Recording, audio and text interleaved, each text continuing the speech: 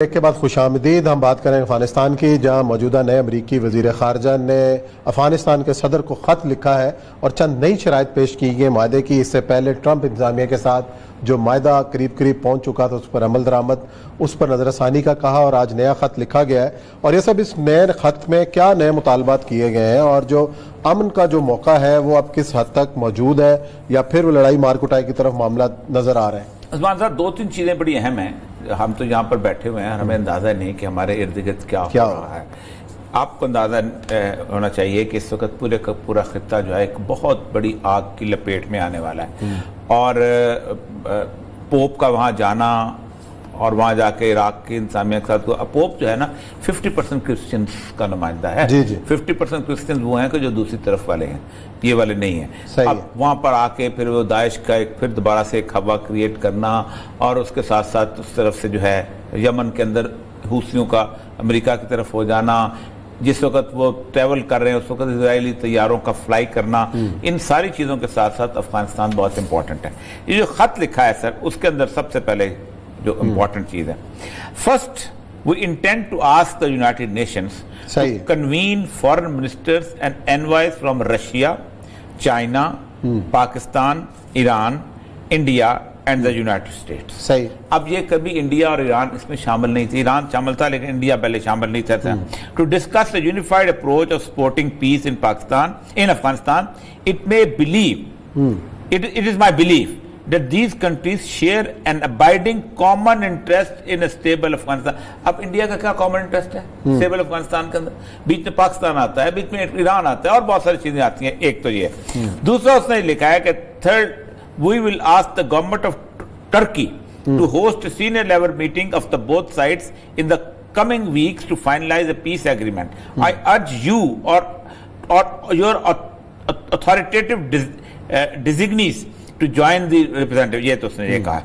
اس کے بعد اس نے یہ کہا ہے کہ کوئی 90 days پلان انہوں نے دیا ہے کہ ریڈکشن کا ہو جائے، اور جو آخری لائن ہے وہ امپورٹنٹ ہے۔ we are considering that full withdrawal of our forces by May 1st as we consider other options۔ ٹھیک ہے۔ ایون ود ایک تو یہ ہوگا سر، یہ ہو، یہ اس کا مطلب یہ ہے کہ ایک تو مئی 1 تک وہ جانا نہیں چاہتے، اور وہ چاہتے ہیں کہ اور کچھ نہیں تو کم از کم آگے ڈیلیٹ کریں، اور جب وہ ڈیلے کریں گے تو انڈیا کو بھی اس کے اندر لانے کی کوشش کی جائے گی۔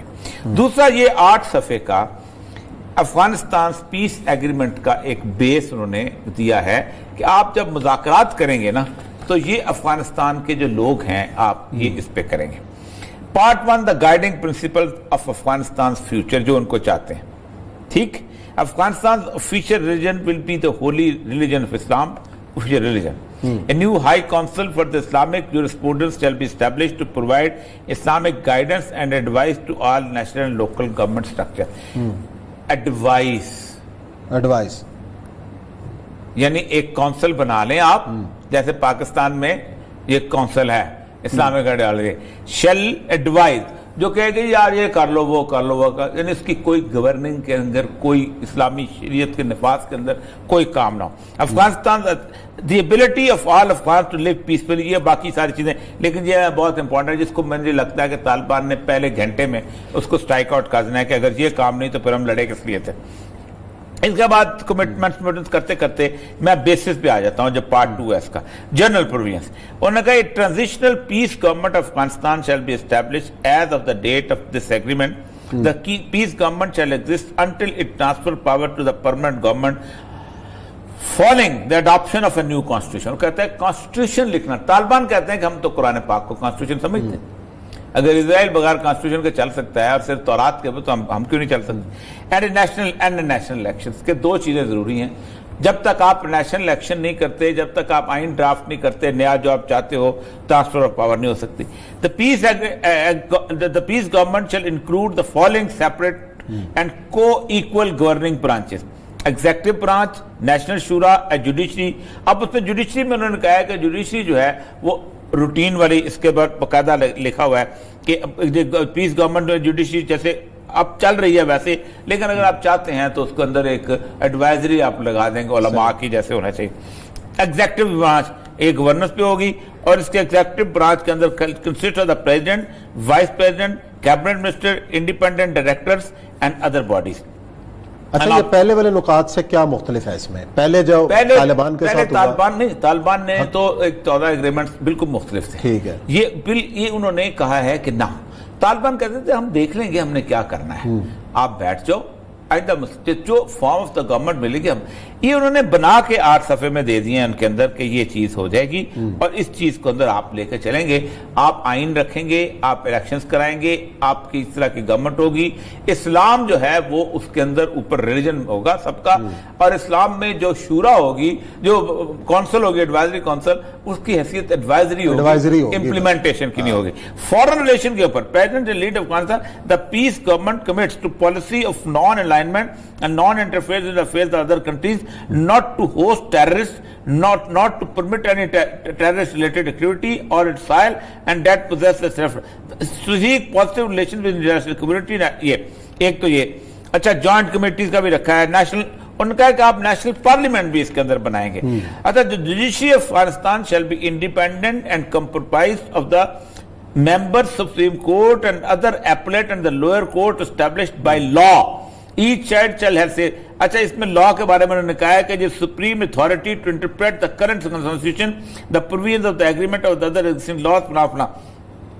اس میں دیکھیں oversight of the implementation of the commission established under the current constitution will serve in an advisory capacity to the Supreme Court. یعنی وہ جو علماء کی کونسل بنے گی اس کو سپریم کورٹ ماننے یا نہ، ویسے ہمارے ہاں بنا ہوا. تو پاکستان کی طرح کا اس طرح کا ایک ہائیبرڈ چاہتے ہیں وہ سارے کا سارا، یہ اب ان کے سامنے ہے. اب اس میں قطر کے ایگریمنٹ چلتے ہیں، اس میں اور بھی بہت سارے ہیں. میں کرنا چاہتا تھا نیو کانسٹیٹیوشن انہوں نے کہا ہے کہ یہ آپ 3 ماہ کے اندر بنائیں گے اور اسی کے اندر آپ اس کے election all election to be held pursuant of the current constitution are cancelled during the tenure of the peace government. یہ اس نے کہا ہے. سیز فائر ٹرمز بھی اس کے اندر لکھ دی گئی.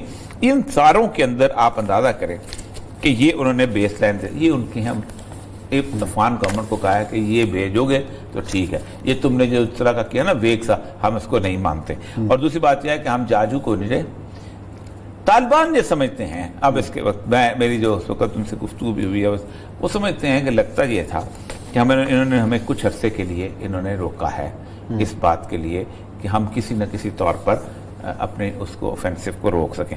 اس خط کے اندر بھی انہوں نے اس بات کا ذکر کیا ہے. انہوں نے کہا ہے کہ یہ اپنا we have خط میں لکھا ہے prepared a revised proposal for 90 days reduction in violence which is intended to prevent a spring offensive by the Taliban.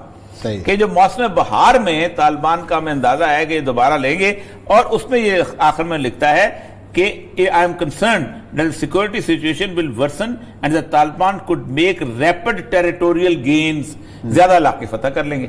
اب طالبان یہ سمجھتے یہ ہیں کہ ہم نے جو جہاد کو کچھ دیر کے لیے سسپینڈ کیا تھا امن کی خواہش کے بنیاد پہ، لگتا یہی ہے کہ یہ ٹیڑے نقوش ہیں نا جغرافیہ کے، یہ نوکے تلوار سے سیدھے ہوں گے. اس طرح کی سچویشن میں India is quite happy, role مل رہا ہے.